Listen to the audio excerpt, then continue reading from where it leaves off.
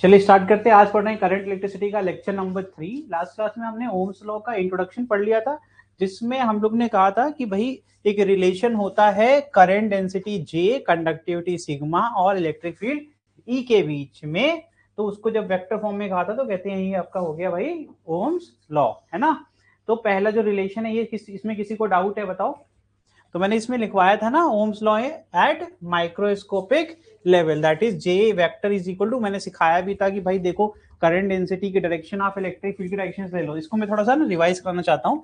इसमें एक चीज है जो तुम लोग को हमेशा के लिए पता होना चाहिए, ताकि तुम लोग आगे जाकर के कभी भी इससे डरो नहीं और इलेक्ट्रिक फील्ड के चक्कर में पड़ो नहीं, है ना। ये तेरा हमेशा पॉजिटिव होगा, ये तेरा हमेशा निगेटिव होगा। यहाँ पर ऐसे एक बैटरी लगेगी, रट जाओ इस बात को, है ना। ये तो सिंपल है, ठीक है। इलेक्ट्रिक फील्ड डायरेक्शन हमेशा यही रहेगी क्योंकि पॉजिटिव से, है ना। और हमारा जो चार्ज है वो इलेक्ट्रॉन्स होता था, इलेक्ट्रॉन इस तरफ मूव करता था। करंट हमेशा पॉजिटिव से नेगेटिव, समरी कर रहे हैं सब कुछ, ठीक है। तो अब एक चीज मुझे बताओ जरा, करंट डेंसिटी जब J निकालते हैं, J is equal to I upon A, है ना। और हम कैसे निकालते थे? किसी पॉइंट को हम कट कर लेते थे, उसका एरिया वेक्टर और ये साथ में आ जाता था, J वेक्टर निकल जाता था। अब मैंने कहा कि यार J तो हमेशा करंट की डायरेक्शन में ही रहने वाला है, J तो हमेशा करंट के डायरेक्शन में ही, क्योंकि हम इंटरिंग पे देखते नहीं, हम एग्जिटिंग पे देखते हैं। एग्जिट इधर करेगा, उधर की तरफ हम काट करके कंडक्टर बीच से काट करके दिखाया था मैंने, है ना। तो हमारा ये फॉर्मूला बना था I अपॉन A, या फिर अगर एक एंगल पर कट करूंगा, एक एंगल पे कट करूंगा तो A cos theta, A vector ऐसे होगा और थीटा जो आपका करंट की डायरेक्शन के साथ जो आपका एंगल बन रहा है ना। तो वो दोनों फॉर्मूले हमें अच्छे से पता है। अच्छा, इसका फिर हमने बाद में करा था, मैंने कहा था कि आई अगर कभी निकालना हो तो मैंने इसको सिंप्लीफाई कर दिया था J डॉट A वेक्टर करके, ताकि आपको कोई डाउट ही ना बचे, है ना, कि करंट तो स्केलर होता है, ये दोनों वेक्टर होते हैं, ठीक है। इसके बाद हम अब क्या कर रहे हैं, हम ये जो लिख रहे हैं इसको ध्यान से देखो। हम ये कह रहे हैं कि जो J की डायरेक्शन है वो हमेशा E की डायरेक्शन होगी, जो E की डायरेक्शन होगी हमेशा करंट की डायरेक्शन होगी, तो सीधे J की डायरेक्शन हमेशा करंट की डायरेक्शन होगी। मैंने काफी चीजें बोली हैं, थोड़ा आराम से सोचो। J की डायरेक्शन ही E की डायरेक्शन है, E की डायरेक्शन ही करंट की डायरेक्शन है, और करंट की डायरेक्शन ही J की डायरेक्शन है। सब तो जुड़े हुए हैं, है ना। तो सीधी सीधी बात की जाए तो इतना कॉम्प्लेक्स ना करने की बजाय हम हमेशा रट लें भाई J की डायरेक्शन हमेशा करंट की डायरेक्शन होगी। तो मैंने ये प्रूव भी कर दिया, ठीक है। सिर्फ यही नहीं कि रटवाया, ये मैंने यहां से प्रूव कर दिया कि आपका ये एक्चुअल में काम करता है, ठीक है। तो ये हो गया। चलिए अब ओम्स लॉ स्टार्ट करेंगे, लिखना स्टार्ट करिए हेडिंग। तो पहले जो हमने सीखा है वो फॉर्मूला लिख लेंगे, J is equal to what, sigma E। लिखिए, स्केलर में ही करेंगे, है ना। If L is the length of the conductor, हमने क्या ले लिया, L लेंथ का कंडक्टर ले लिया यहां पर। If L is the length of conductor, है ना, हमने L लेंथ का कंडक्टर लिया। ये मेरी कंडक्टर तो बना ही है बढ़िया सा, इसको ये मैंने कर दिया बेटा L, ठीक, ठीक है। V is the potential difference, V जो बैटरी हमारी पोटेंशियल अप्लाई कर रही, फिगर से ही ले लेना ये सब डेटा ना। तो V हमारा क्या हो गया, पोटेंशियल। तो हमें पता है E is equal to, E can be written as potential upon जितना डिस्प्लेस हो रहा है, लेंथ ऑफ द कंडक्टर, ठीक है भाई। ये कल बात करी थी मैंने जाते जाते, V अपॉन L कैसे आया, ठीक है। J को क्या कर सकते हैं, if A is the area of cross section, if A is the area of cross section of the conductor, if A is the area of cross section of the conductor, है ना, if A is the area of cross section of the conductor, then J is equal to I upon A and I is the current, वो लिखा है इस figure में, ठीक है भाई। अब ध्यान से इसको करना, इसमें गलती होती है एक सेकंड के अंदर। तो अगर मैं इसको रीअरेंज करने की कोशिश करूं तो कंडक्टिविटी का उल्टा क्या होता है, रेजिस्टिविटी। कंडक्टिविटी का उल्टा क्या होता है, कंडक्टिविटी का उल्टा होता है रेजिस्टिविटी, है ना। This is resistivity. रेजिस्टिविटी क्या होता है भैया, opposition offered by the conductor, ठीक है। तो मैं इसी फॉर्मूले को लिख सकता हूँ, upon A is equal to 1 upon rho V upon L, जिसको रो एल बनेगा, है ना। एक एक स्टेप आराम आराम से करेंगे।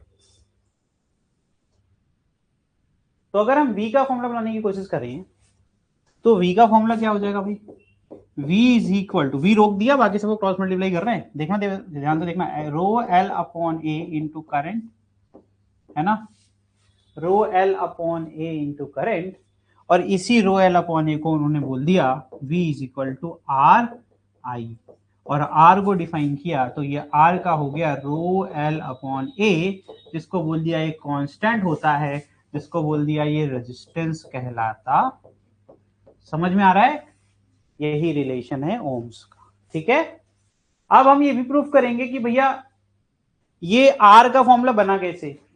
तो ओम साहब ने ऐसे हवा में बात नहीं करी, उन्होंने एक पूरा एक्सपेरिमेंट परफॉर्म करा, और वो एक्सपेरिमेंट तुम्हारे एनसीईआरटी की किताब में पूरा ब्लू कलर से बना हुआ है, जिसमें बहुत सिंपल सेटअप लिया उन्होंने लिया भैया एक एमीटर, एक वोल्ट मीटर और एक बैटरी, और उसको क्या किया, वायर्स अलग अलग मोटाई के, यानी अलग अलग क्रॉस सेक्शन एरिया के, सेम मटेरियल के और डिफरेंट मटेरियल के लिए।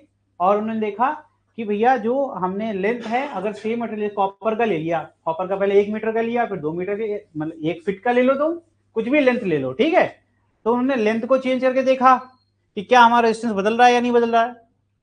फिर उन्होंने देखा कि भाई अगर हम इसकी मोटाई बढ़ा रहे हैं तो रेजिस्टेंस घट रहा है कि नहीं घट रहा है, क्योंकि अगर ये रिलेशन सही है तो जब लेंथ बढ़ाएंगे तो रेजिस्टेंस बढ़ना चाहिए, और जब मोटाई उसकी यानी एरिया बढ़ाएंगे तो ये घटना चाहिए, यूनिवर्सली रिलेशन ना।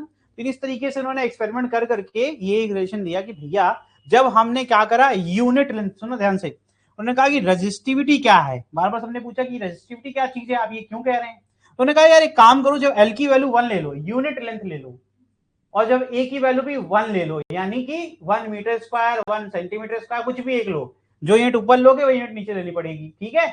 तो यूनिट लेंथ का वायर लिया और यूनिट क्रॉस सेक्शन एरिया उसकी मोटाई ली, और जब भी मैं ऐसा करता हूं तो रेजिस्टेंस की जो वैल्यू आती है वही होती है रेजिस्टिविटी ऑफ द, और मैंने ये पाया कि ये कभी बदलती नहीं है, रो हमेशा मटेरियल के टाइप के हिसाब से है, ये तभी बदलती है जब मैं कॉपर के बाद अल्युमिनियम ले लूं, तभी इसकी वैल्यू बदलती है, नहीं तो इसकी वैल्यू नहीं बदलती है। समझ में आ रहा है? तो इन्होंने कहा ये इनबिल्ट प्रॉपर्टी है, किसकी, हमारे मटेरियल की, ठीक है। तो रेजिस्टिविटी मटेरियल के साथ रहेगा, वो कभी बदलेगा नहीं, उसका इनबिल्ट नेचर है। समझ में आ गया? तो इसके उन्होंने कहा कि तो फिर ये क्या है, एल और ए क्या है। उन्होंने कहा कि जब तुम लंबाई बढ़ाते हो तो वो रेजिस्टेंस बन जाता है। रेजिस्टिविटी सिर्फ तभी डिफाइन होती है जब आप लेंथ 1 कर दें और एरिया क्रॉस सेक्शन 1 कर दें, ठीक है। तो आपने क्या कर दिया, आर क्या है, आर वही जो आपने यूनिट लेंथ को ऐड करते गए तो उसकी प्रॉपर्टी ऐड होती गई। समझ में आ रहा है? तो आप जब लेंथ बढ़ाते हो तो उसकी रेजिस्टेंस बढ़ जाती है, तो डायरेक्टली रिलेशन बोलते हैं कि resistance is directly proportional to लंबाई, ठीक है। जितना लंबा वायर उतना रेजिस्टेंस, ठीक। फिर उन्होंने कहा कि अगर मोटाई बढ़ा दोगे तो एक चीज में इसका एग्जांपल, ये बहुत ही आसान तरीके से समझ में आएगा। मैं आपसे इतना पूछूंगा कि जब आप गली से निकलते हो तब आपको ज्यादा दिक्कत होती है गाड़ी चलाने में, या आप ऐसा है कि आप 100 पे चला लेते हो, दोनों का आंसर आप बताना। या आप हाईवे जब चलते हो, तब हाईवे चलते हो तो 100 पे चला पाते होगे, गली से चलते होगे तो नहीं चला पाते होगे। सेम गोज विद दिस, जब यहां से चार्ज आ रहा है, अगर पतला सा वायर होगा तो छोटी सी गली है, उसे सबको जाना है, उसी गली में वहां पे दुश्मन बैठे हुए हैं जो तुम्हारे एटम्स हैं, जो इग्नोफिक्स है, उस पर जाकर के इलेक्ट्रॉन टकराएगा। अब टकरा करके फिर मतलब बहुत धीमे धीमे चलेंगे तभी निकल पाएंगे, यानी हाई रेजिस्टेंस। समझ में आ रहा है? जब उसी को हम तार को इतना मोटा कर दें, अब तो बहुत जगह है जाने के लिए, ठीक है। तो यानी कि एरिया बढ़ा रहे हैं तो रेजिस्टेंस घट रहा है कि नहीं घट रहा है? समझ में आ रहा है कि नहीं? और जब लेंथ बढ़ा रहे हैं तो भैया गली थी, गली 1 किलोमीटर की है, बाद में हाईवे जुड़ जाती है तो हम खुशी खुशी चले जाएंगे, चलो कोई बात नहीं। लेकिन वही 100 किलोमीटर की हो तो तब तो हो चुका है ना। तो आप रेजिस्टेंस कैसे बढ़ रहा है, वही बात हो गई कि भैया आपने मोटाई नहीं बढ़ाई, लंबाई बढ़ा दी, तो आपने रेजिस्टेंस और इंक्रीज कर दिया ना, हमें और देर तक पतले जगह से निकलना पड़ेगा। और जब आप एरिया बढ़ाते हो तो आप हाईवे बना रहे हो, एक तरीके से समझो, आप लेंथ नहीं, आप एरिया बढ़ा दे रहे हो, ठीक। तो अब गली को हमने चौड़ी कर दिया, तो अब क्या हो गया, अब वही गली अच्छी लग रही है। समझ में आ रहा है कि नहीं आ रहा है? तो रेजिस्टेंस को बढ़ाना है तो लेंथ बढ़ाओगे, और रेजिस्टेंस घटाना है तो एरिया बढ़ाओगे। समझ में आ गया? ये है तुम्हारा रेजिस्टेंस का पूरा फॉर्मूला, ठीक है। रुको ऐड कर लेते हैं, इतने में ही पढ़ा दिया मैंने। चलिए लिखिए, अब इसी रेजिस्टेंस के बारे में पढ़ने वाले हैं, इतना लिख लिया। अब कुछ कैरेक्टरिस्टिक पढ़ेंगे, ठीक है। तो आर की यूनिट क्या होती है भाई, आर की जो एसआई यूनिट होती है ऑफ रेजिस्टेंस इज ओम, है ना। और सिंबल कैसा होता है, ठीक है।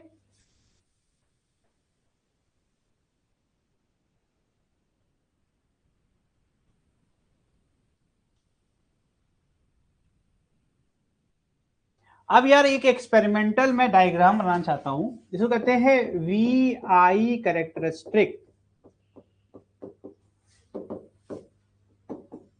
कर्व, है ना भाई। वोल्टेज और करंट, वही जो एक्सपेरिमेंट की मैं ओम साहब के एक्सपेरिमेंट की बात कर रहा हूं, उन्होंने कैसे ये अचीव करा। मैं सर्किट बना दूं, देखो तुम लोग के लिए बना देता हूं सर्किट, है ना। ये दो उनके टर्मिनल्स हो गए, यहाँ पर वायर को फिक्स करने वाले हैं, ठीक है। ये हो गया ए और ये हो गया तेरा बी। यहां से ले लिया एक हमने यहाँ पर बैटरी, ठीक है। अब यहां पर हमने ले लिया एक रियोस्टेट। रियोस्टेट क्या करेगा, करंट को वैरी कराएगा सर्किट में, ठीक है। और ये हो गया तुम्हारा एमीटर, और ये हो गया यहाँ पर, और यहाँ पर लग गया ये तुम्हारा volt meter. Volt meter voltage को मेजर करता है, फॉर वोल्टेज मीजरमेंट, अभी सब पढ़ाएंगे, घबराओ नहीं, ठीक है। ठीक है, वोल्टेज को मापने के लिए। ए फॉर एम मीटर, है ना, किसके लिए, फॉर करंट मीजरमेंट, ठीक बेटा। अब मैंने जानबूझ करके बीच में जगह छोड़ी है। अब यहां पर तुम अलग अलग कंडक्टर को रखो, ठीक है, और इनको एडजस्ट कर सकते हो डिपेंडिंग अपॉन द जो आपका कंडक्टर की लेंथ या उसकी एरिया क्रॉस सेक्शन, ठीक। अब जैसे ही रखेंगे यहां से करंट फ्लो करेगा, ये करंट हम वहां से मेजर कर लेंगे, अब वोल्टेज वहां से, ठीक। तो वी आई कर्व क्या है, वोल्टेज वर्सेस करंट। तो ग्राफ किसी को बनाने आता है तो उसको पता होगा, पहले एक बॉक्स बनाया जाता है ना, वी और आई सबकी रीडिंग हम उससे लेते रहेंगे, फिल करते रहेंगे, और एक ग्राफ बनना चाहिए। तो अगर ओम्स का नियम सही है, देखो मैं सिखा रहा हूं हर चीज, अगर एग्जाम में कभी किसी ने कह दिया कि मुझे पूरा एक्सप्लेन करो तो यू कैन डू इट, ठीक है, कोई बड़ी बात नहीं है, मैं दिखा रहा हूं कैसे हो रहा है। तो फॉर्मूला वाज दिस ना, यही तो फॉर्मूला था। और अगर देखा जाए आर कांस्टेंट है, यानी वी आई भी क्या होना चाहिए, एक कांस्टेंट वैल्यू को रिप्रेजेंट करना चाहिए। तो वोल्टेज वर्सेस करंट का ग्राफ कैसा बनना चाहिए जिसमें इनका रेशियो ना बदले। जिसने भी मुझसे पढ़ा उसको पता होगा y अपॉन एक्स तो स्लोप होता है, this is nothing but slope. और स्लोप अगर आपका कांस्टेंट है तो ग्राफ स्ट्रेट लाइन होना चाहिए। गलत कह रहा हूं, बताओ भाई। एक ही ऐसा ग्राफ है जिसमें स्लोप कभी बदलता नहीं है, वो सीधी रेखा का ग्राफ होता है। तो ये इन्होंने प्रूव कैसे कर दिया, उन्होंने कहा कि एक काम करो तुम ये रीडिंग्स निकालो, बल्कि एक्चुअली उल्टा बोल रहा हूं मैं। इन्होंने ये एक्सपेरिमेंट किया, इन्होंने ये पाया, तभी तो उन्होंने बोला ये कांस्टेंट होता है। समझ में आ रहा है। लेकिन तुम लोग को बस याद करवाने के लिए मैं बोल रहा हूं कि इस तरीके से हम उल्टा चल के, मतलब पहले थ्योरम पढ़ लिया फिर उसको वेरिफिकेशन सीख लिया, ठीक। लेकिन एक्चुअल में क्या हुआ था, पहले ये एक्सपेरिमेंट हुआ था, उन्होंने टेबल बनाया ऐसे कई बार, और उन्होंने ये पाया हर बार उनको एक स्ट्रेट लाइन का ग्राफ मिल रहा था, उन्होंने डिफाइन कर दिया, इसका मतलब इनका रेशियो कांस्टेंट। तो जब कांस्टेंट होगा तो अगर तुम इसको के भी लोगे तो v इक्वल टू के इंटू आई आएगा, उसी कांस्टेंट को इन्होंने आर से रिप्रेजेंट कर दिया, ठीक है। इसको बोल दिया रेजिस्टेंस। समझ में आ रहा है। तो ये बेटा आपका इस तरीके से ग्राफ बनता है, अलग अलग पॉइंट्स को हमने क्या किया, कनेक्ट कर दिया, समझ गए। इसको कहते हैं वी आई कैरेक्टरिस्टिक कर्व, जो कि हमेशा स्ट्रेट लाइन होगी जब तक ओम्स लॉ ओबे हो रहा है। तुम लोग को तो मैंने पढ़ाया था सेमीकंडक्टर, तो हम लोग का वहां पे वी आई कैरेक्टरिस्टिक कैसे बन रहा था भाई, ऐसे बन रहा था। मैंने कहा था ये नॉन ओमिक होता है, इफ यू रिमेम्बर, ये ऐसे ऊपर जा रहा है, मैंने वो आगे बढ़ा दिया है ना। आप लोग को तो जस्ट ऐसे पढ़ा के आया हूं, है ना। तो मैंने कहा था ये नॉन ओमिक होता है, तो मैं वही बोल रहा हूँ, ये ओम्स लॉ जो फॉलो करेगा वो हमेशा स्ट्रेट लाइन बनाएगा ना। जो भी आपका इलेक्ट्रिकल जो कंपोनेंट्स हैं वो जो भी ओम्स लॉ को फॉलो नहीं करेंगे उनका कभी भी स्ट्रेट लाइन का ग्राफ नहीं बनेगा, जैसे कि सेमीकंडक्टर वो नहीं करता फॉलो, ठीक है। तो लीनियर, लीनियर मतलब स्ट्रेट लाइन, ठीक। तो लीनियर कर्व तभी बनता है जब ओम्स लॉ को ओबे करेंगे। समझ में आ रहा है। तो लिख लीजिए भाई, इसको बना लीजिए फटाफट, इसका नाम लिख लीजिए लीनियर कर्व, है ना, लीनियर वी आई कर्व, ठीक बेटा।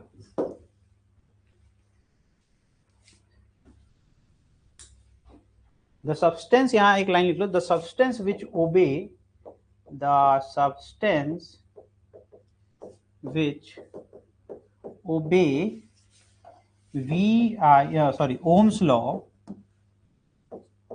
Ohm's law are called ohmic। क्या कहते हैं उनको, ओमिक कहते हैं,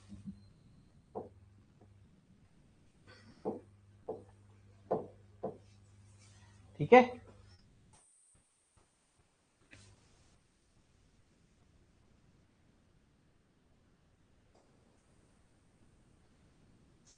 अभी रेजिस्टेंस को आगे कंटिन्यू करेंगे, रेजिस्टेंस ही चल रहा है टॉपिक, बदला नहीं है, आगे बढ़ जाए। तो जरा मुझे बताओ इसका डायमेंशन क्या होगा। देखो डायमेंशन का सिंबल देख लो, डायमेंशन ऐसे लिखा जाता है ना। बताओ डायमेंशन कैसे लिखेंगे। अच्छा दूसरी यूनिट नहीं लिखी मैंने ओम के बाद, इसकी दूसरी यूनिट क्या थी, वोल्ट पर एम्पियर, है ना। V अपॉन ए लिखते हैं, लेकिन मैंने ऐसे पूरा सेंटेंस लिख दिया। अरे भाई V अपॉन करंट ही तो है, तो भैया V अपॉन आई क्या होगा, तुम्हारा रेजिस्टेंस होगा। V is equal to I R था, ठीक, तो वोल्ट अपॉन एम्पियर। अब मैंने वो जानबूझ के लिखा ताकि तुम डायमेंशन बता पाओ। डायमेंशन बताओ जल्दी से। तो करंट है तो एक चीज तो लिख ही सकते हो, A-1, बाकी भले ना लिख पाओ। और वोल्ट के लिए भी सिखाया था, work upon W upon Q। V is equal to क्या होता है, W अपॉन Q, और W का क्या होता है mL2T-2, है ना। और कूलम का क्या होता है, एम्पियर इंटू टाइम। ठीक है, चलो मैं लिख देता हूं, मैं ये रिवाइज करवा देता हूं। यूनिट ऐसे हो जाएगी इसके mL2T-2, नीचे क्या आ जाएगा तेरा AT, है ना, ये ऊपर आएगा। The final will be mL2T-3 A-1, और एक ही -1 है, ठीक है, ये क्या हो जाएगा A-2, तो mL2T-3, है ना बेटा। ये लो कर दिया मैंने, ठीक। तो mL2T-3 A-2, ये हो गया तुम्हारा डायमेंशन। ये सब तुरंत कर लिया करो खुद से, कितना रटोगे। डेफिनेशन लिखनी है, लिख लो। Resistance of a conductor, the resistance of a conductor is a position offered, ये मिटा दूं क्या,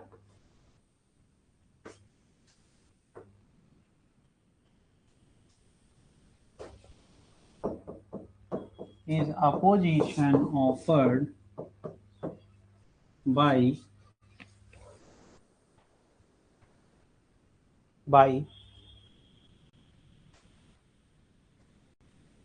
conductor against the flow of, by conductor against the flow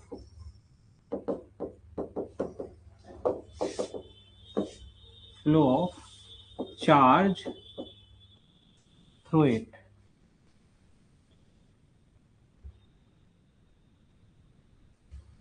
ठीक है, थ्रू इट, चार्ज अपने अंदर से गुजरने के खिलाफ जो उसने अपोजिशन ऑफर किया उसी को कहते हैं रेजिस्टेंस। ठीक है, अगर तुमसे किसी ने कह दिया रेजिस्टिविटी बताओ तो क्या लिखोगे, द रेजिस्टेंस ऑफर्ड बाई, इसमें ऑफर्ड नहीं लिखा क्या, अच्छा, the resistance offered by conductor, बताइए ऑफ, इसमें ऐड क्या करोगे, सब कुछ सेम रहेगा, बस इस अगेंस्ट के बाद लिखोगे of unit length and unit cross section area is known as resistivity of a conductor. तो यहां लिख देता हूं R is equal to rho when L is equal to 1 unit and A is equal to 1 unit square. अरे 1 metre square होगा ना, तो जब ये ऐसा होगा तो रेजिस्टेंस ही क्या बन जाएगा, रेजिस्टिविटी बन जाएगा। ठीक, तो यही resistance, then resistance is called resistivity, उस समय हम उसको रेजिस्टिविटी कहेंगे ऑफ कंडक्टर। ठीक है, अब ये R किस पर डिपेंड करता है, R इस पर डिपेंड करता है, इनवर्सली प्रोपोर्शनल होता है, तो R is equal to rho L upon E हमारा फॉर्मूला बनेगा। ठीक है, लिख लीजिए।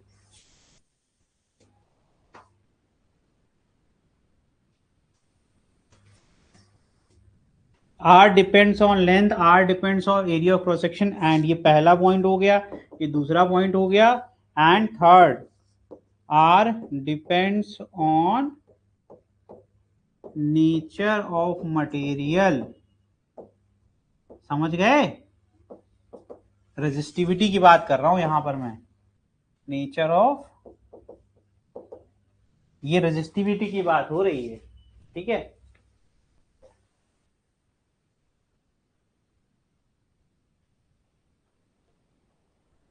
अगर किसी ने कह दिया कि भैया मुझे ये बताइए रेजिस्टिविटी किस पर निर्भर करती है ना,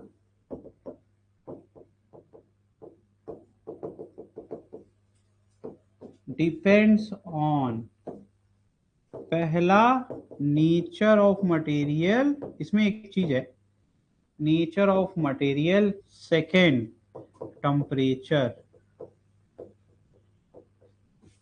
दो चीजों पे निर्भर करती है, टेम्परेचर ऑफ मटेरियल। ठीक है,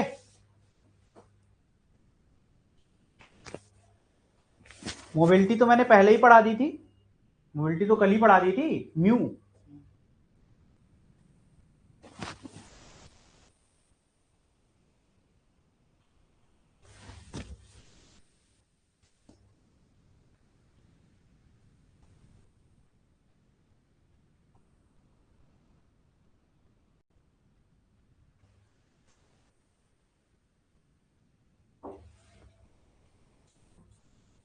नेक्स्ट हेडिंग लिखिए, आगे बढ़ जाऊं, लिखिए हेडिंग लिखिए, टेम्परेचर डिपेंडेंस।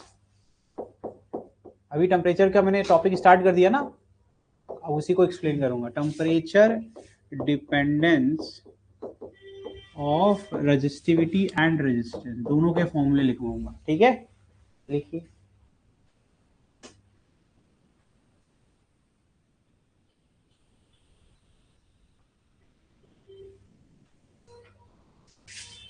रो, मैं जैसे पॉइंटर्स में लिखवा रहा हूं ना वैसे ही लिख लेना। ठीक है, depends on temperature only for limited range. ठीक है, फॉर, ये सिर्फ ऐसा नहीं है कि किसी भी टेम्परेचर पर डिपेंड करेगा, सिर्फ कुछ रेंज के लिए ऐसा इसके ऊपर काम करेगा ये। ठीक है, फॉर लिमिटेड रेंज। ठीक है, तो रो एट एनी टेम्परेचर, किसी टेम्परेचर पर, और ये कोई आपका रेफरेंस टेम्परेचर है, जैसे ओ मतलब इनिशियल जो भी तापमान रहा हो, बाद में तापमान मैंने बढ़ा दिया, तो कितना रजिस्टिविटी में बदलाव आया होगा उसके लिए एक फॉर्मुलेशन है, लिखिए 1 प्लस अल्फा, डेल्टा टी भी लिख सकते हो, टी माइनस टी नॉट भी लिख सकते हो। डेल्टा टी में भी डिफरेंस आ जाएगा, टी मतलब फाइनल टेम्परेचर और टी नॉट मतलब इनिशियल टेम्परेचर। ठीक बेटा, ठीक, लिख लीजिए। अल्फा क्या होता है, टेम्परेचर कोफिशिएंट, बाकी सब तो पहचान ही रहे हो, अल्फा के बारे में लिख लो, तो कहते हैं टेम्परेचर कांस्टेंट होता है एक तरीके का, कोफिशिएंट। ठीक बेटा, ये लिख लो।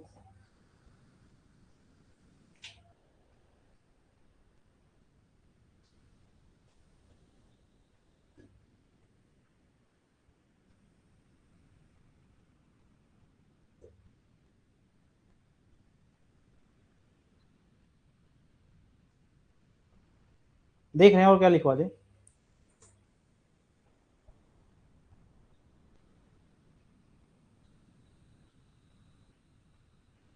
चलो मेटल के लिए इसमें देख लो, इसमें लिख लो, रेजिस्टिविटी के बारे में थोड़ा सा लिख लो। एक ग्राफ बनवा दे रहे हैं, ये ओनली फॉर द रेफरेंस की जानकारी होनी चाहिए। और सेमीकंडक्टर के लिए चलो कोई बात नहीं, बना ही लो यार। सेमीकंडक्टर तो बड़ा ही आसान है। इनिशियली क्या होता है, इंसुलेटर, बाद में कंडक्टर, इसीलिए घट रहा है। टेम्परेचर बढ़ेगा तो ब्रेक हो जाएगा ना, फिर कंडक्टिविटी, तो कंडक्टिविटी आएगी तो ये घटेगा कि नहीं घटेगा। यहाँ लिख लेना फॉर सेमी कंडक्टर। ठीक भाई, बड़ा ही इंपॉर्टेंट है ये, मतलब अगर इसमें कुछ भी पूछ सकते हैं ना। अगर हम एक मेटल यानी कॉपर की बात कर लें, है ना, पहला वाला जो डायग्राम मैं बनाऊंगा, that will be resistivity versus temperature. ठीक है, इस ग्राफ को जरा समझिए, एक तरीके का नॉन लीनियर होगा ग्राफ। ठीक है, अब ये केल्विन में टेम्परेचर है, ये 50 हो गया, ये 100 हो गया, एंड फिर ये 150 हो गया। ठीक है, इन केल्विन, केल्विन मतलब के फॉर केल्विन। ठीक है,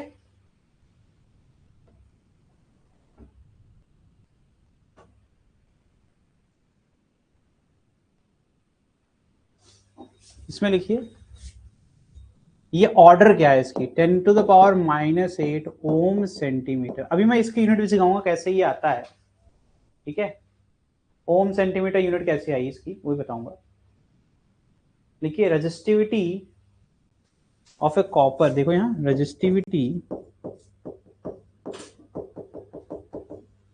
रो T of copper as function of temperature, as function of temperature. ठीक है, समझ रहे हो, देख लो रेजिस्टिविटी धीमे धीमे इंक्रीज हो रही है।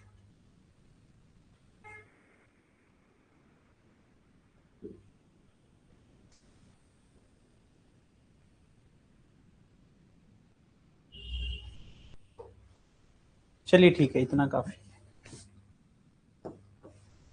है। इसमें देखो, अगर हम यूनिट की बात करें, यूनिट ऑफ अल्फा तो होता है डिग्री सेल्सियस, पर डिग्री सेल्सियस, ठीक है, पर डिग्री सेल्सियस, डिवीजन में है ना, तो पर डिग्री सेल्सियस।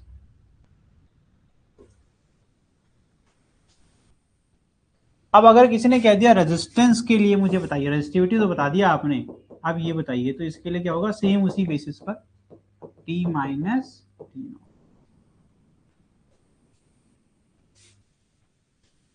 ठीक है। अब यह आर नॉट को डिफाइन किया गया है, रेजिस्टेंस एट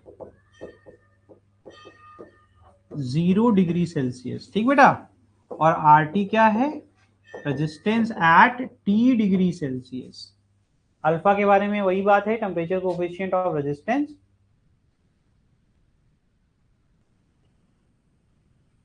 फॉर मेटल या conductors, alpha is positive for conductors, ठीक है, and negative for semiconductor and insulator, ठीक है। एक ही एल होता है, 2 एल बन गया गलती से, तो देख लेना।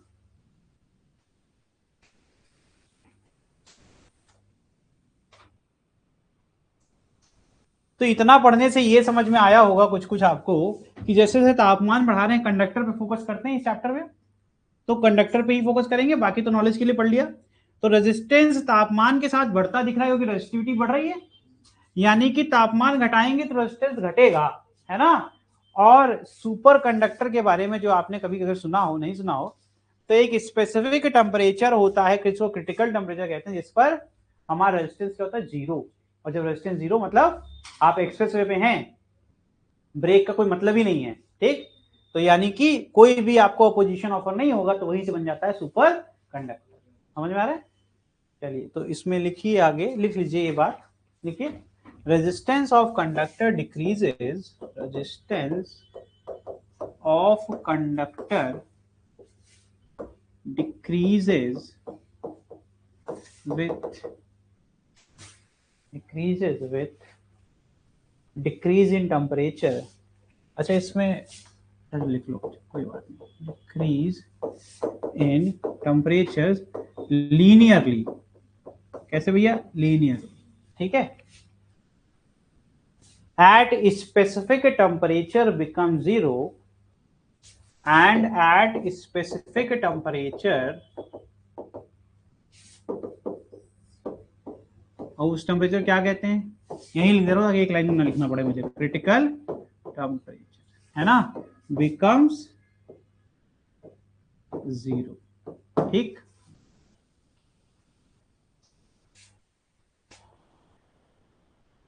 and at 0 resistance the conductor becomes superconductor।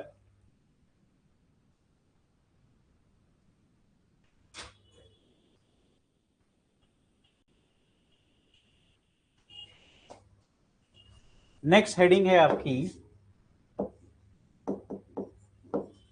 combinations of resistor and Kirchhoff's law।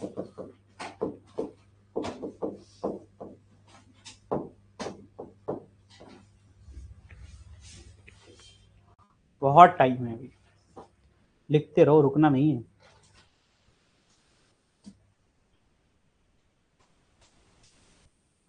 Kirchhoff's law, है ना। चलो भाई, पहला होता है सीरीज कॉम्बिनेशन, पहला होता है, अब हम लोग सर्किट में एंटर कर रहे हैं बेटा, ठीक है, थ्योरी खत्म हो गई, अब पढ़ रहे हैं सर्किट डायग्राम, ठीक है। अच्छा, अगर किसी को पानी भर दोगे उसको, ठीक है। अगर आपको समझना है सर्किट डायग्राम क्या चीज है, अभी तक क्या पढ़ रहे थे, एक टॉपिक मैंने नहीं डिस्कस किया है, that is called colour coding, because वो सिलेबस में नहीं है, ठीक है, इसलिए मैंने नहीं पढ़ाया। सीरीज और पैरेलल कॉम्बिनेशन। अब हम यहाँ से सर्किट के एक सर्किट के बारे में जान लो कि सर्किट दिखती कैसे है। जो मैंने अभी एक्सपेरिमेंटल बनाया था that is called circuit. Circuit का मतलब होता है आप अलग अलग कंपोनेंट से 10th क्लास की नॉलेज है, मैं दोबारा से रिपीट कर रहा हूँ, जिसमें बैटरी होती है, स्विच होती है, स्विच या फिर की दोनों एक ही चीज होती है, ठीक है। फिर रेजिस्टेंस हो गया, बल्ब हो गया, है ना, ये सारे क्या है इलेक्ट्रिकल कंपोनेंट्स हैं। इन सबको एक साथ अगर हम सबको तार से जोड़ दें, किससे, वायर से जोड़ दें, कनेक्ट कर दें एक दूसरे के साथ, सच दैट एक क्लोज्ड लूप बन जाए। कैसा हो जाए, एक क्लोज्ड लूप बन जाए, है ना। जैसे कि एक बल्ब है, यहाँ पर एक रेजिस्टेंस ले लिया मैंने, ठीक है, यहाँ पर मैंने यहाँ पर एक एमीटर ले लिया, है ना, करंट मेजरमेंट डिवाइस। यहाँ पर मैंने एक पैरेलल में, पैरेलल बोल दिया, चलो ये वोल्ट मीटर लगा दिया। अभी तुम्हें कुछ नहीं पता, अभी सर्किट में सिखा रहा हूँ मैं बस, ठीक है। फिर हमने आगे यहाँ पर ले गए, यहाँ पर एक बैटरी लगा दी, ठीक है, और सर्किट को कंट्रोल करने के लिए यहाँ पर एक की या फिर हम क्या लगा सकते हैं, स्विच। जब ये एरो बन जाएगा तो मतलब बंद है स्विच, बटन दबा दी, ठीक। मैंने दोनों लगा दिया, दोनों एक ही चीज होती है, की का काम भी वही होता है और स्विच का काम भी वही होता है, ठीक है। तो ये हो गया की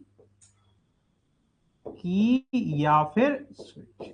स्विच में भी अलग अलग टाइप की स्विच होती है, वन वे स्विच होती है, टू वे स्विच होती है, या वन वे स्विच है, ठीक है। आगे चल के अगर मौका मिलेगा पोटेंशियोमीटर में तो हम आपको सिखाएंगे टू वे स्विच क्या होती है, ठीक है।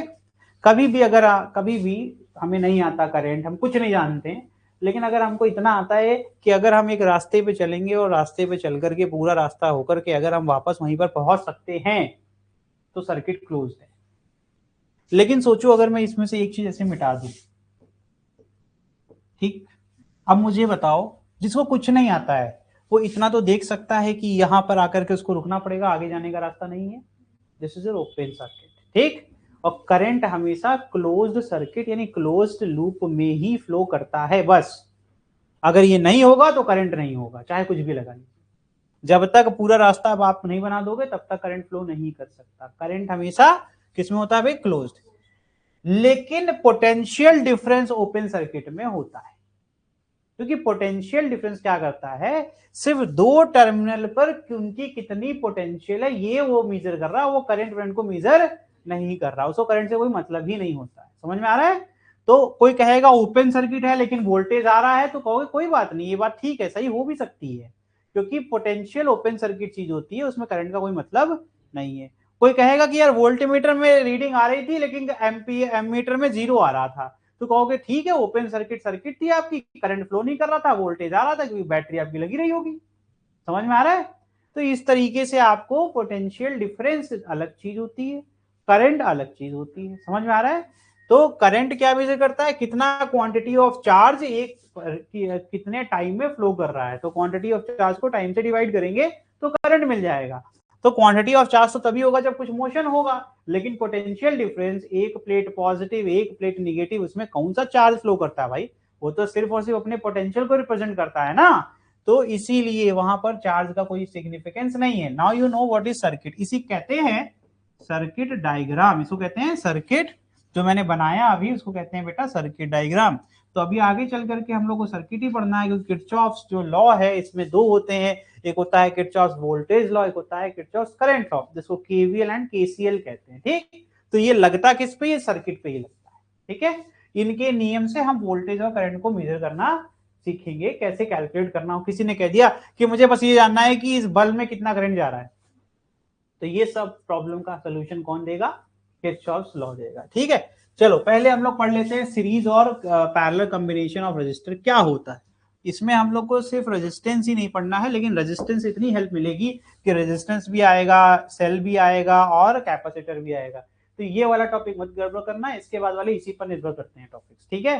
तो सीरीज का मतलब मैं हमेशा ऐसे पढ़ाता हूँ बच्चों को, मैं कहता हूँ यार जब जाने का रास्ता सिर्फ एक हो ना सर्किट के अंदर, तो समझ जाना सारे के सारे क्या हैं, सीरीज में कनेक्टेड हैं, ठीक है।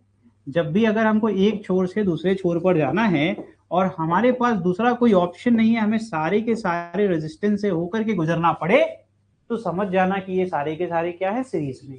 आप खुद ध्यान से देखो, यहां पर मैं ये बैटरी लगा रहा हूं, ये रहा मेरी सर्किट, ये रहा प्लस, ये रहा माइनस, करंट सर्किट में फ्लो कर रहा है, क्योंकि मैंने डायरेक्ट स्विच ऑफ कर रखी है ना, मतलब चालू है, स्विच ऑन कर रखी, सॉरी, है ना, देख रहा हो कहीं की नहीं लगी हुई है, ठीक है।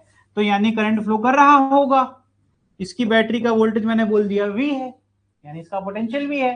क्लियर कट बात है। पोटेंशियल का इसको देखो पॉजिटिव मिला लेकिन इसको निगेटिव मिला, बीच वाला तो इन दोनों पर निर्भर करता है। ठीक है, समझ में आ रहा है कि नहीं? तो इसका मतलब है कि अगर हमें ये डायग्राम बनाना पड़े तो ऐसा ही तो बनेगा, हाँ, सबको इसी प्रकार से तो मिलेगा। तो अब ध्यान से देखना, करंट जब जाएगा तो क्या पॉसिबल है कि बिना इस इधर से गुजरे वो R3 पे पहुंच जाए?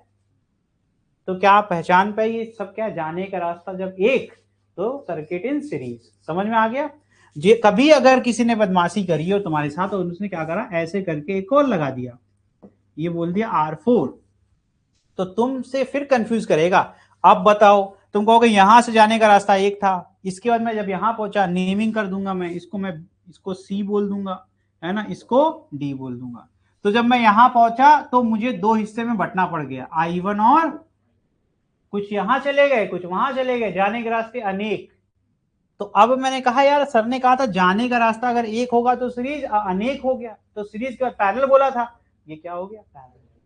फिर आगे बढ़ो, फिर देखो यहां से वापस क्या मिला मुझे, I1, है ना, और यहां से मुझे वापस क्या मिला, I2, और मुझे फिर से I1 प्लस I2 बना दिया मेरा I के दो टुकड़े हुए थे, वो दोनों टुकड़े वापस से मिल जाएंगे तो फिर से I बनेगा कि नहीं बनेगा?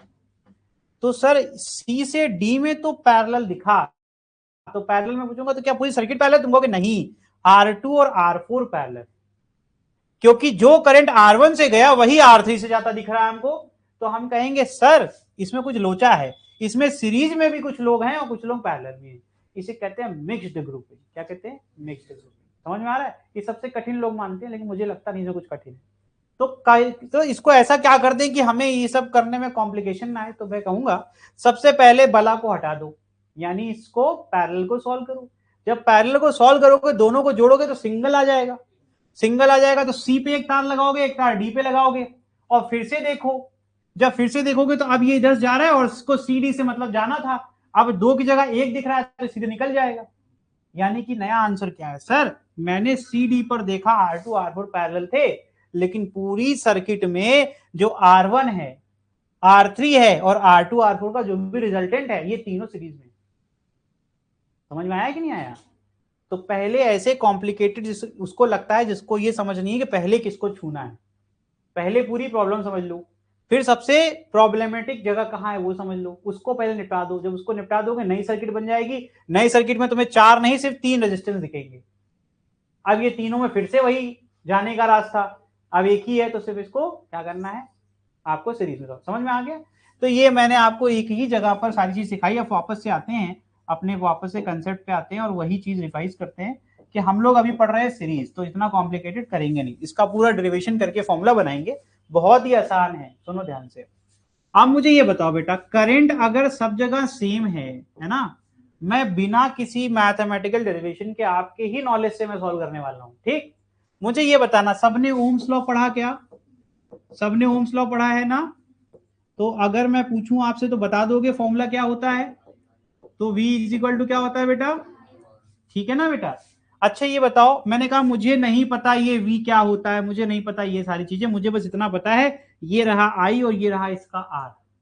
तो मुझे इतना पता है कि voltage V1 is equal to I1, लेकिन I1 तो सर I है, क्यों? क्योंकि सर करंट तो सब में सेम है, तो मैं I1 कैसे लिख सकता हूं? ठीक है, क्या I R1 V के बराबर होगा? नहीं हो सकता ना। कैसे हो जाएगा सर, ये R1 है, पूरा R थोड़े ना हुआ। तो यानी तुमने कुछ सीखा, नोटिस किया, वोल्टेज बढ़ रहा है। फिर निकालो V2, निकालो V2 में क्या आ गया, I तो सेम रहा लेकिन R बदल गया।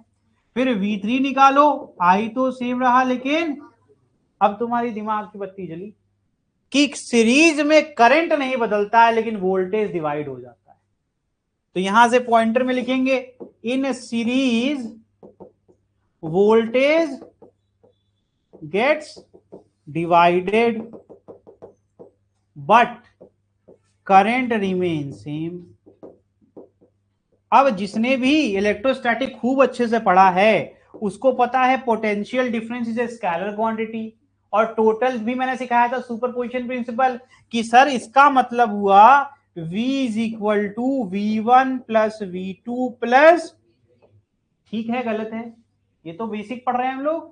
अच्छा इसके बाद मैं कहूंगा तो फिर मुझे ये बताइए कि v की वैल्यू क्या पुट करें, क्या तो कुछ नहीं आता अभी नहीं पुट करेंगे, हम बाद में करेंगे, हमें जो आता है हम वो करेंगे। क्या ये मैं कर सकता हूं? क्या मैंने कहा कि करंट सेम था बैटरी से निकल रहा था, मैंने कहा आर टोटल को मैं आर इक्विवेलेंट लिख दूं तो गलत नहीं होगा। फिर मैंने कहा ये आई यही तो निकालना है, ये मुझे नहीं पता लेकिन जो मुझे पता है वो तो मैं लिख सकता हूं। फिर मैंने कहा यार आई को कॉमन ले लो, तो क्या ये डेरिवेशन कुछ कठिन लग रहा है हम लोग को? क्या ये इजी है कि नहीं? तो आर सीरीज का फॉर्मूला बना कि नहीं बना? R1 प्लस R2 प्लस, समझ में आ गया? वेरी गुड, ठीक बेटा, इतना ही आसान है।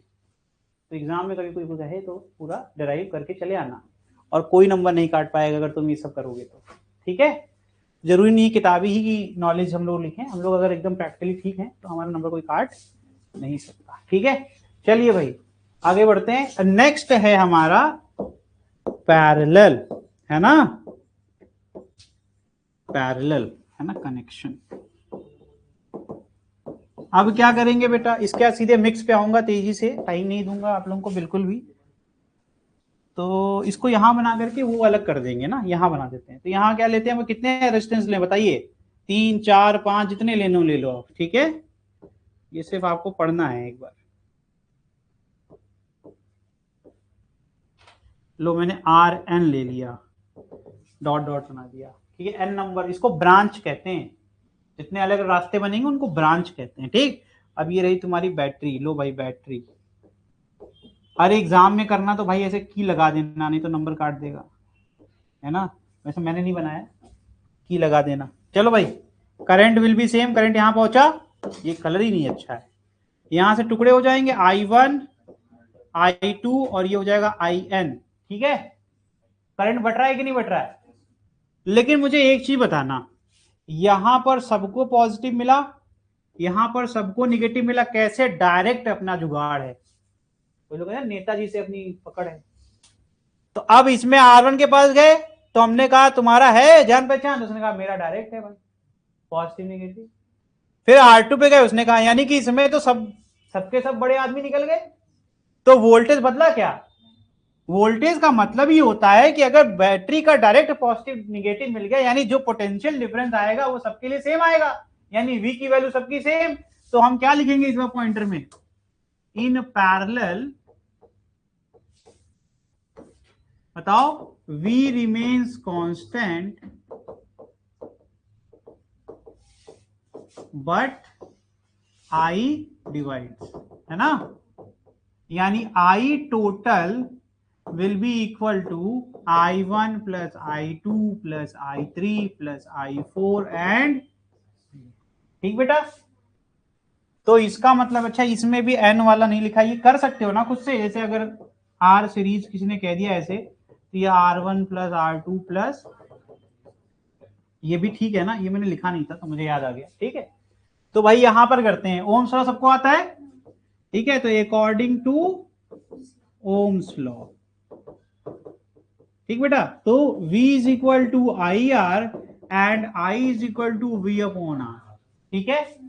तो मैं लिख दूंगा यहां पर V upon R equivalent, R total is equal to V upon R1 plus V upon R3 and V upon Rn, ठीक है। यहां तक किसी को कोई दिक्कत? V कॉमन लेके काट दे, तो यहां से हमारा फॉर्मूला क्या बना, R parallel is equal to 1 upon R1 plus 1 upon, समझ में आ रहा है? इसका एलसीएम लेंगे फिर बाद में उल्टा कर देंगे तो हमें आंसर मिल जाएगा। तो यहां लिखता हूं फॉर 2 ब्रांचेज या फिर फॉर 2 रेजिस्टेंस, अगर हम इसके लिए करें R1 एंड, तो फॉर्मूला कैसा दिखेगा, 1 upon R equivalent is equal to 1 upon R1 plus 1 upon, जिसको अगर हम सोल्व करें तो R पैरेलल, ये पैरेलल का सिंबल होता है, हो जाएगा R1 R2 upon R1 plus, ठीक है। ये सबसे ज्यादा इस्तेमाल होने वाला फॉर्मूला है, 2 ही पूछते हैं मैक्सिमम, ठीक है।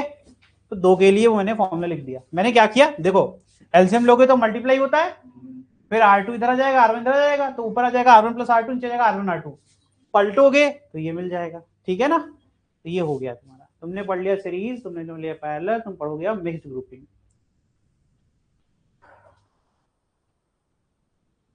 एक क्वेश्चन करके हम लोग मिक्स्ड ग्रुपिंग करते हैं ना। चले भाई, देखो क्वेश्चन, टॉपिक है मिक्स्ड ग्रुपिंग।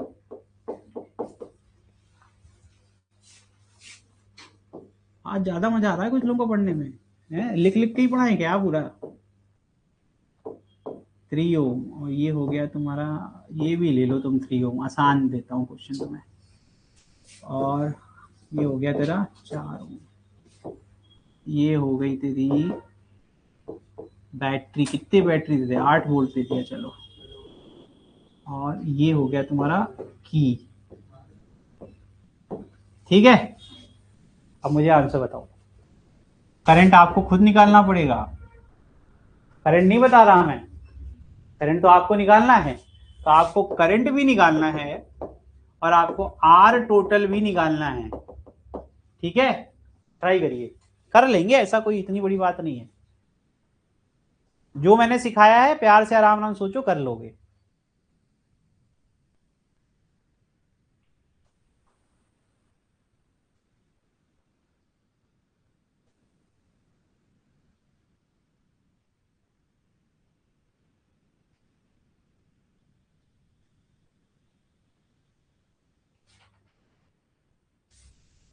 बस यही होगा आज का आखिरी टॉपिक, क्योंकि अभी इसमें मैं कुछ स्पेशल केसेस पढ़ाऊंगा, उसके बाद केवीएल केसीएल पढ़ेंगे, देन मेजरमेंट आ जाएगा, और फिर इसमें एक वोल्ट मीटर और गैलन मीटर के बारे में थोड़ा पढ़ेंगे। Actually moving coil galvanometer इस चैप्टर में नहीं, हम लोग मैग्नेटिक इफेक्ट ऑफ करंट में पढ़ते हैं। इसमें सबसे इंपॉर्टेंट है सेल, सेल, और एक क्वेश्चन बड़ा आता है बल्ब वाला, पावर रेटिंग वाला, ये क्वेश्चंस आते ही आते हैं।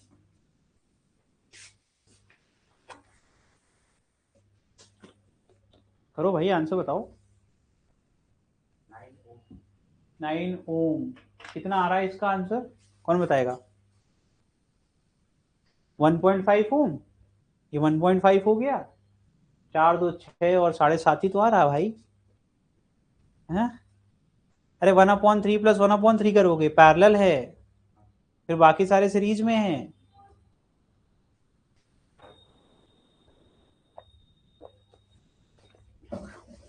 ये मैंने इसलिए दिया क्योंकि मुझे एक फॉर्मूला बताना था। मैंने क्या सिखाया, चलो अब देखो भाई, टाइम नहीं वेस्ट करो, जाने के रास्ते ढूंढने। यहाँ से पहुंचे, यहाँ जब यहाँ पहुंचे तो आई लेके गए थे, लेकिन जाना क्या पड़ा, यहाँ पर I1 चला गया, और यहाँ पर यानी ये जो ब्रांच है ये तुम्हारी सीरीज में नहीं है, ये क्या है, पैरेलल ब्रांच है, दिस इज इन पैरेलल। ठीक, तो पहले इसी सॉल्व करना बोला था मैंने, तो भाई R parallel is equal to 2 के लिए सर ने सिखाया था R1 R2 upon R1 plus, ठीक है, तो यहां से जाएगा 3 इंटू 3 अपॉन 3 प्लस, यही तो आएगा 9/6 कर लो, 9/6 कितना आ जाएगा, 1.5 आ रहा है, ये आ जाएगा तुम्हारा 1.5 ओम। फिर मैंने क्या कहा था, नई सर्किट बनाना, तो इसको कहते हैं इक्विवेलेंट, इसी का इक्विवेलेंट सर्किट। ठीक है, तो नई सर्किट में अब दिखेगा 2 ओम, अब दिखेगा 1.5 ओम, और अब दिखेगा 4 ओम, है ना, और ये तुम्हारी की हो गई, ये तुम्हारी बैटरी हो गई, बैटरी में दिया था 8 वोल्ट, ये दिया है ना, और ये हो गया बेटा करंट, मैंने कभी बताया ही नहीं, है ना। तो ये देखो जाने का रास्ता अब एक हो गया, तो क्या आ गया, R total is equal to R1 plus R parallel plus R3, है ना, क्योंकि R2 था ही नहीं ना, R2 R3 तो है ही नहीं, तो ये R4 हुआ ना, 1 2 3 4, है ना, ठीक आ जाएगा 2 प्लस 1.5 प्लस 4, कितना आ गया आंसर, ये पहला आंसर है, ये पहला आंसर है। फिर मैंने कहा मुझे करंट भी जानना है, तो मैं लिखूंगा अकॉर्डिंग टू ओम्स लॉ, तो हो जाएगा I is equal to total voltage upon total resistance, है ना, तो that is equal to 8 upon 7 point. अब इसको डिवाइड करते रहना घर पे जाके, कर लोगे ना। अरे यार इसी को वापस से 9/6 कर देना, ठीक, या फिर क्या कर देगा 3/2 कर देगा, 2 ऊपर चला गया, तो ये 16/3 हो गया। अब तो कर ही लोगे,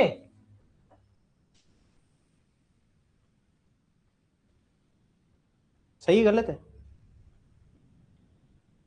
कुछ भी मैं बोलूंगा तुम लोग हाँ ही तो बोलोगे। 7.5 होता है 3/2, ये 1.5 है कि 7.5 है ना। सस्ते नशे करने हैं सारे के सारे, है ना, कोई भी नहीं है जो बुद्धि लगा के बैठा है। अरे गधो, ये तो यही दिख रहा है 8 के इतने करीब नंबर सडनली क्या इतना बड़ा कैसे हो जाएगा। खरो क्या है यार। ठीक है, इसको घर पे जाके सॉल्व करना, ये तो रैंडम क्वेश्चन बनाया था, ठीक है, यही जो इसका आंसर है, ये इसका आंसर मान लेता हूं।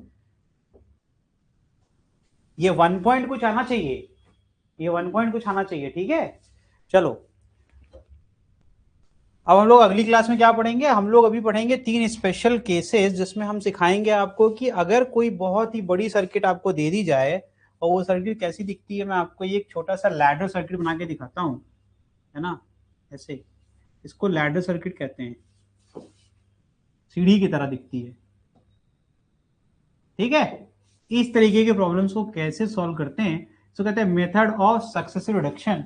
हम पीछे शुरू करेंगे और सॉल्व करते हुए आगे की तरफ, ठीक है। तो अभी सर्किट में बहुत कुछ पढ़ना है, ये पढ़ेंगे नेक्स्ट क्लास से, ठीक है। चलो, थैंक यू।